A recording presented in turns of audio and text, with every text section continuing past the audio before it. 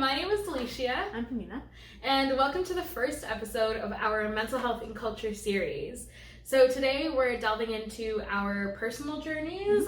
We got a bunch of questions from all of you, and so we've dispersed them throughout these next couple of videos, and we hope we're able to really delve into an important conversation about mental health and our position in that. And to disclaim before we start, obviously, we're not mental health professionals. We're only giving things from our experiences and people who we've spoken to. So obviously, if you're looking for any further information, go seek someone who can help you in that sense and someone who's on a professional level. For sure. Part of our videos will talk about resources and support and how we look at that.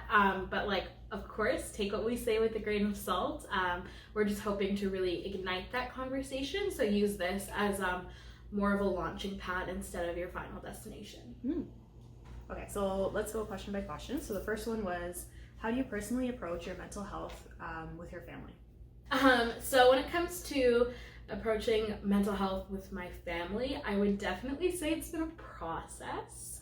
I first started talking to them about, I would say maybe 5 to 6 years ago, and it's still a process to this day. However, their knowledge and education surrounding mental health literacy has expanded so much, even though I haven't always been able to tell in the moment.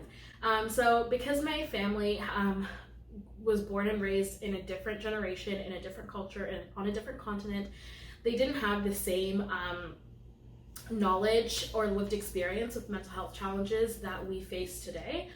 So when I first opened up to them about my mental health, they didn't necessarily always understand, and I don't blame them for that. I just don't think they had the knowledge or the education, right?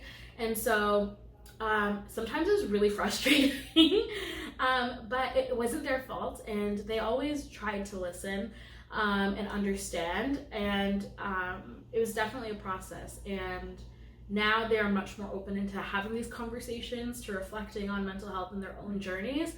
But I guess my message is to, first of all, not get discouraged, even though it can get frustrating. Your feelings are definitely valid, but progress is definitely possible. And I would say if you have the energy to educate, please do so. But also if you don't, know that there are people to help you through that journey, professionals, friends, family that can support you through that. So really seek out those resources. Yeah. And I think connecting it back to the cultural standpoint from what we talk about on our page and everything, it's that understanding that they haven't, like Delisha was saying, they haven't really been exposed to that kind of stuff, and the learning and understanding for that when they were younger was never there. Whereas for us, we see it on social media, you see it on the internet, you see it on YouTube, you see it on Instagram, Twitter, it's everywhere, and it's getting pushed more and more throughout schooling as well, right? So they're always telling you how to take care of yourself and everything, and then when you get to university, there's always help there and psychologists and stuff that you can talk to, or counselors that you can book appointments with. Whereas when your parents were probably in school, or some parents who didn't even go to secondary after high school or even high school, they didn't get that type of exposure to it. And again, like Delisha had said, it's that literacy, right? There's a disconnect there where they've never been brought up with these type of words, and so now talking about them, they cannot personally connect to it enough for them to understand where you're coming from to help you. So and I had mentioned this before also, that I had talked to my mom about it prior, and she was telling me how when she was younger, anxiety and depression weren't even things that they knew about. Those words were nothing that they had ever witnessed or experienced before. No one spoke about it. I guess mostly because that type of stuff's kept on the down low. Yeah, and it's not even that it didn't exist. I guess they didn't have the words to describe it. Yeah. Or I guess they saw it as something that was so bad that it was looked down upon, right? Oh, for sure. And it's that's bad luck, there's something you need to go, you know what I'm saying? That sounds so funny to say, but yeah, they thought it was bad luck, legit. or something bad has happened in your family, and no one else in the community can know about it or anything like that. Yeah, you know? And yeah, no, that really hit home, because especially in South Asian culture, there's such an emphasis placed on communal perspectives and relationships. A lot of what the family is proud of and holds themselves accountable for is based off the perceptions of other family members. And so it was just like, well, if other people find out, that can like tarnish our family's reputation and that sort of thing.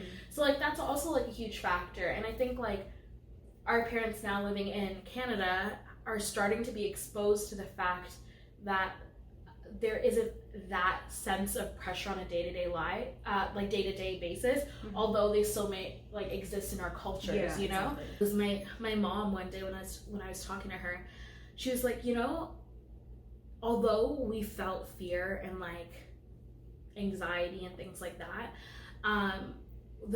they weren't necessarily like our biggest priority at the time. That's true. So my mom would say like she remembers like fleeing like bombs that were dropped on her like town. She remembers seeing people walking around with like military walking around with guns, things like that.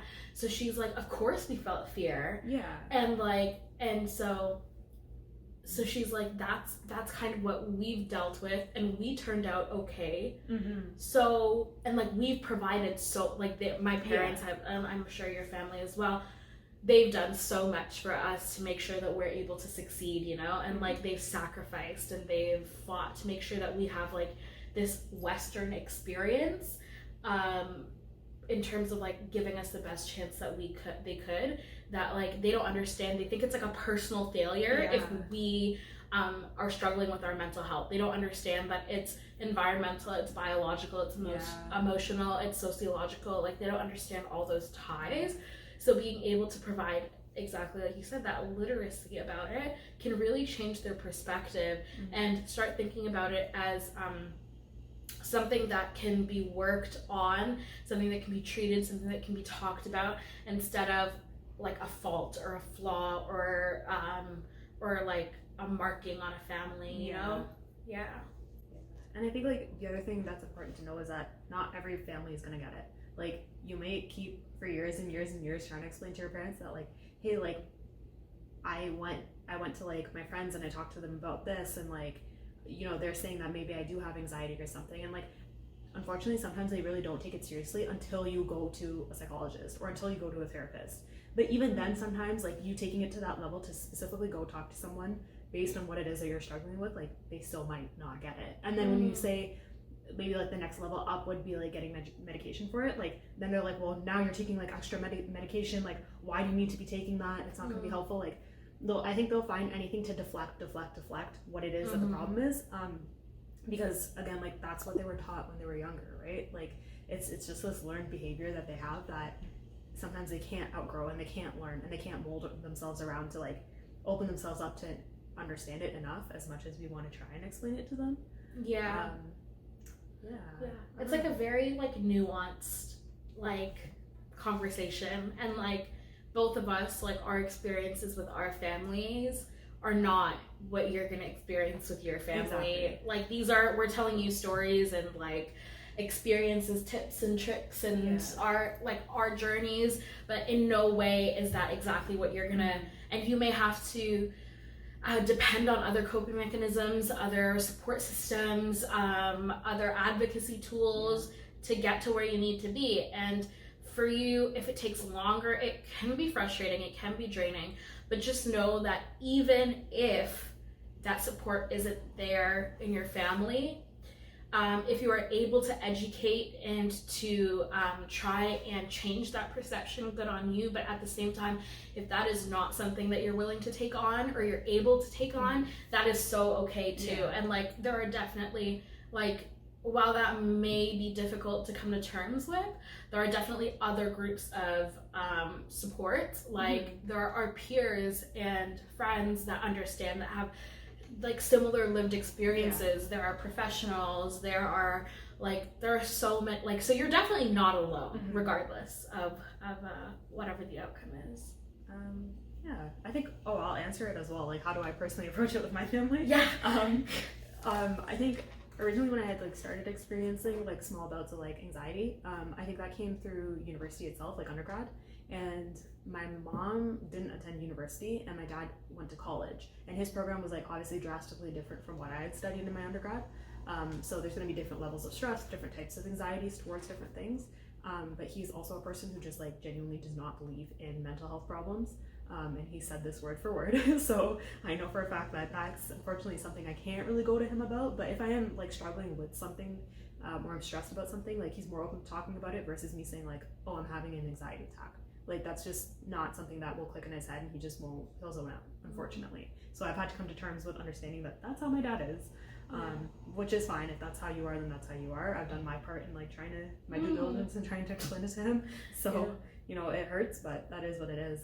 But when I first started, I think I was like, you definitely go through the experience of like doing it by yourself, like dealing with everything by yourself. Yeah. And then you get drained out from it. And then obviously your family picks up and they're like, oh, like what's wrong? Like, what, you seem so off. It's like, well, and then you explain it and they still don't get it. So I think I personally would start with every time something does happen, like be transparent and open about it with your parents. Like when I did feel anxiety or I did feel like super tired and I didn't want to do anything that day, not categorizing it as depression, but if I didn't feel well or my mood just wasn't in it, like I'd start explaining those type of things to my mom and those type of feelings.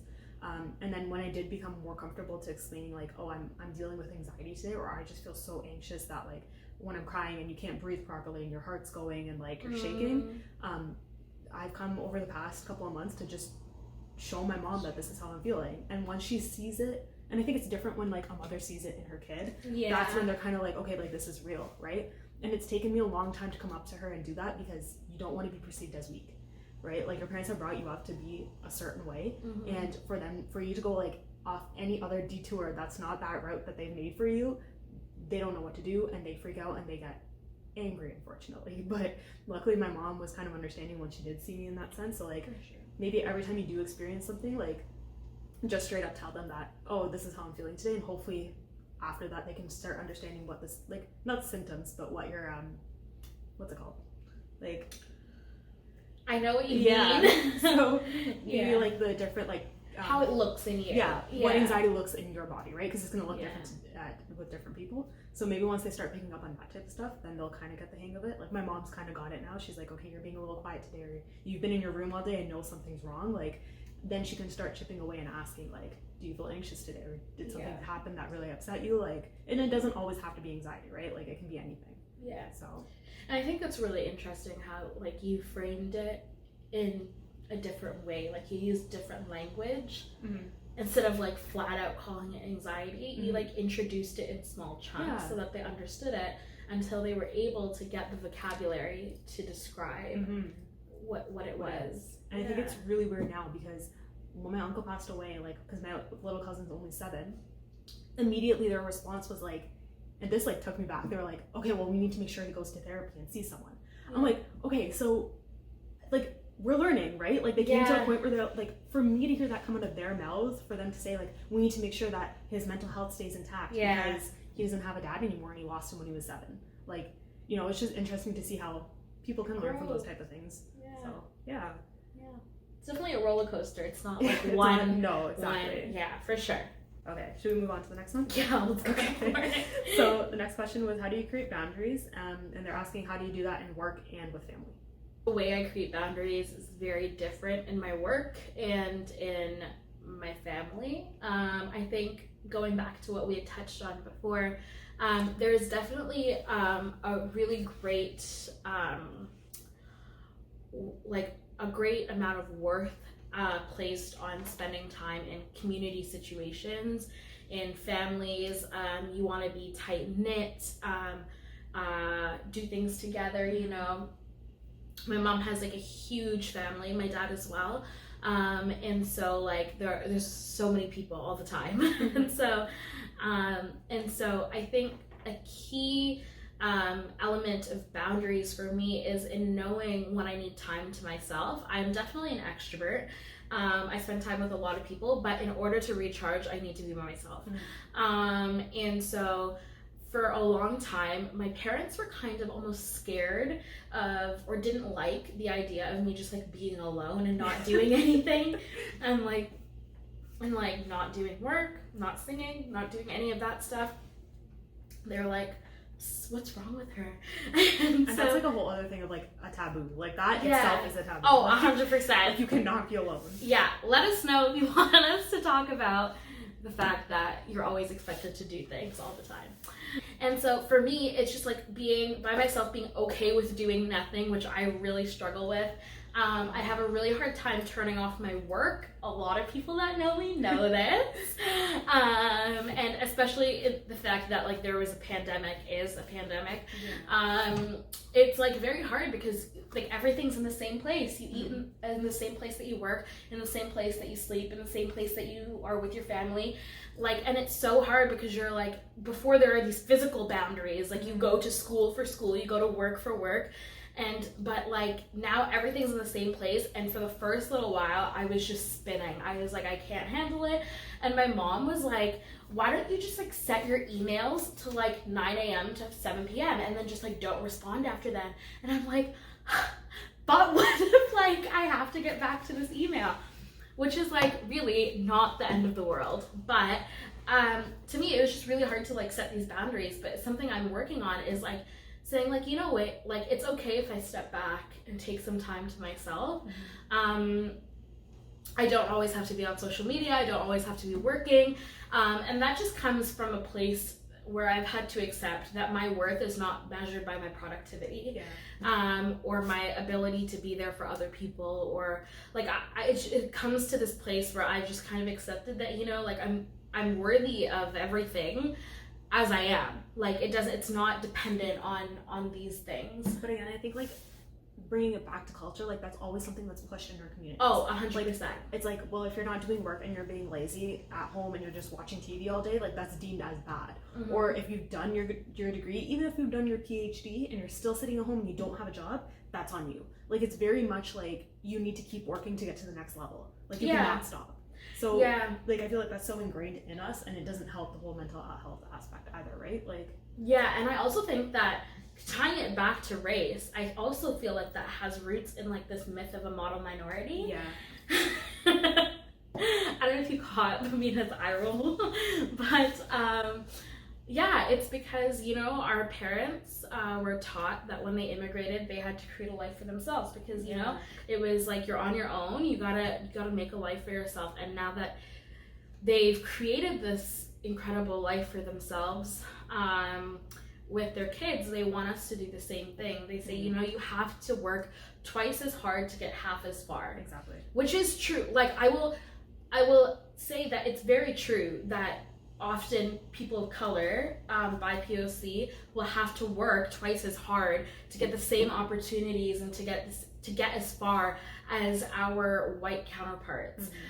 So that action of do is just like, it's so ingrained in our culture because of this myth called the model minority, which like I know Pamina can go into more detail about, but like also includes the fact that it's pinning minority cultures against each other to be like, oh, well, Delisha's Sri Lankan and her whole family managed to like go to post-secondary education and build this life for themselves, so why can't you immigrated to Canada too?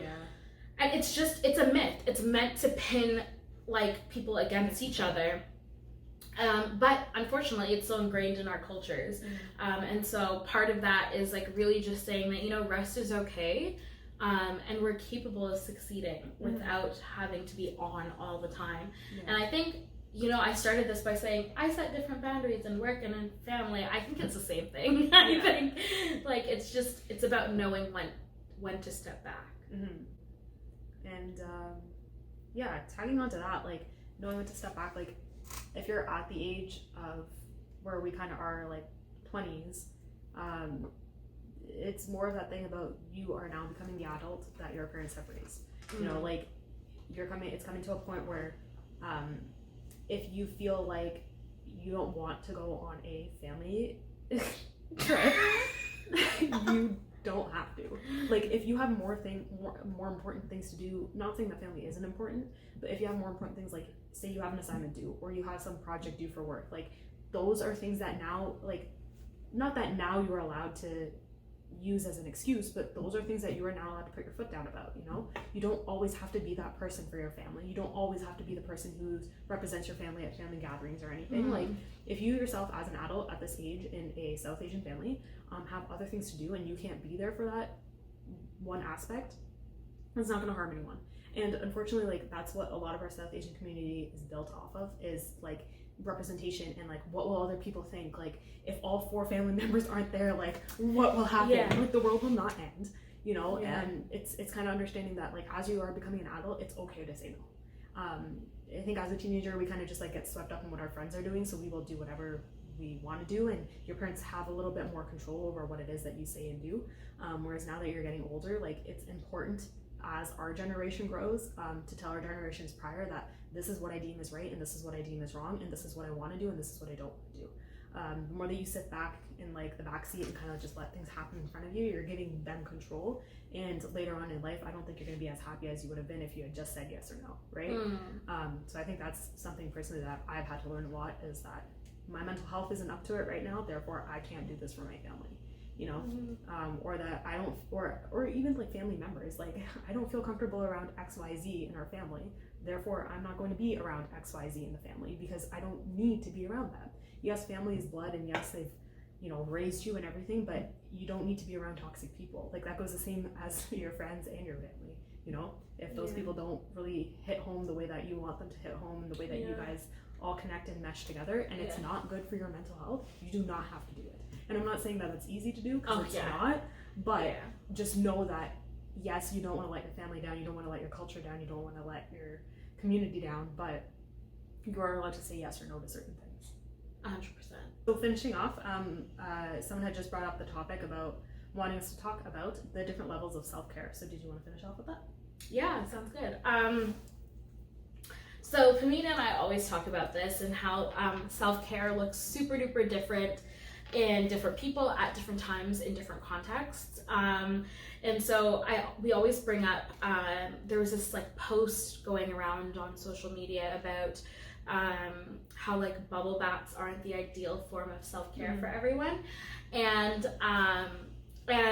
I think there are many facets of that to unpack, starting with the fact that, you know, for some people it's what works, it's their time to decompress, and that's that, period, end of story. Self-care is a very individual thing. What works for you is what works for you, and no one else can tell you otherwise. So if you want to take a bubble bath, like, go for it. We support you. But at the same time, self-care can also look like many other things. For example, seeking out help is like a really big one, a sometimes challenging one, but a big one. Setting boundaries with your family is an act of self-care. Eating 3 meals a day is an act of self-care. Maybe you are super duper overwhelmed at school and you need to